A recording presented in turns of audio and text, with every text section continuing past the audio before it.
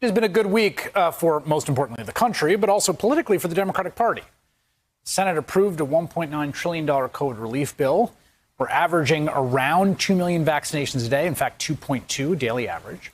Nearly 70% of people approve of the way Joe Biden is handling the virus. The Democratic Party's approach to things, their first 50 days of this administration is paying off. But just a little over a year ago, party leaders were very anxious, not just about the virus that hadn't really hit us yet, but about a Democratic primary with no real frontrunner. And then came one of the biggest turning points of the year. I've known for a long time who I'm going to vote for. But I had not decided whether or not to share it with the public. But I want the public to know that I'm voting for Joe Biden. South Carolinians should be voting for Joe Biden. Without the endorsement of the third highest ranking Democrat in the House, Congressman Jim Clyburn, Biden might not have won South Carolina, a victory which helped propel him to the nomination, ultimately the presidency.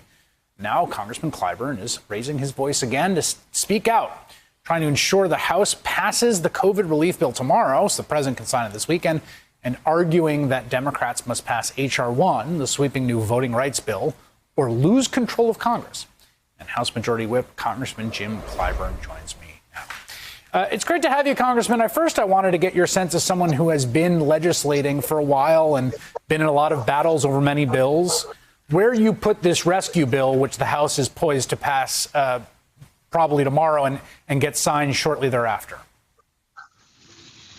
I put it way up on my list of some of the best things that I've seen happen since I've been here in the Congress. I thought we were really at the highest point we could get when we passed the Affordable Care Act. Having studied history for as long as I have, I knew how long that issue had been around, more than 100 years. Theodore Roosevelt first introduced the subject, and here was Obama getting it done.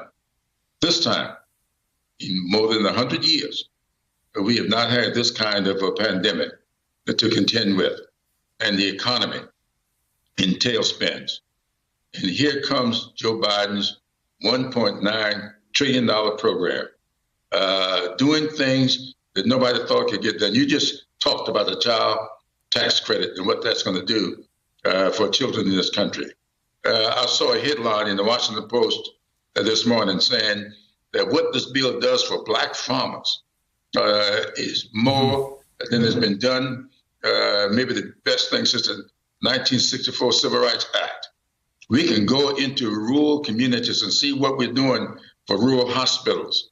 This bill is huge. And that's why I think we've got to pass it. Because I think that when you see 76% of the American people saying they are for something, 60% of Republicans support this bill, 71% of independents support this bill. I have not seen anything like that since I've been here. So I believe this is a big, big deal. Yeah, it's funny you note that, because I think that Democrats have a tendency to look over their shoulder a little more about these sort of things. And, you know, I imagine if Donald Trump's first big legislative initiative in 2017 was some massively popular bill that was polling at 75%, you would have had a very different conversation inside your caucus in terms of holding Democrats together. People would have been a little freaked out by that. That's true. Absolutely true. That's why I think we are going to, you know, when we did this bill in the House, we only had 2 Democrats to vote against it. I think we're going to cut that number in half by tomorrow morning. There may be 1 person voting against it, but everybody that's going to vote for it. The Republicans will probably vote against it. But in spite of all of that support from Republicans around the country, they are maintaining political partisanship. That's what they're doing. They're putting their politics ahead of the country. We have got to get people back on their feet. We got to get people out of hospital rooms and back on the job. We got to get our children back in school. We got to get these shots in the arms of people all over this country. And that's what this legislation will do. This, to me, is as transformative as anything that I've seen since I've been here.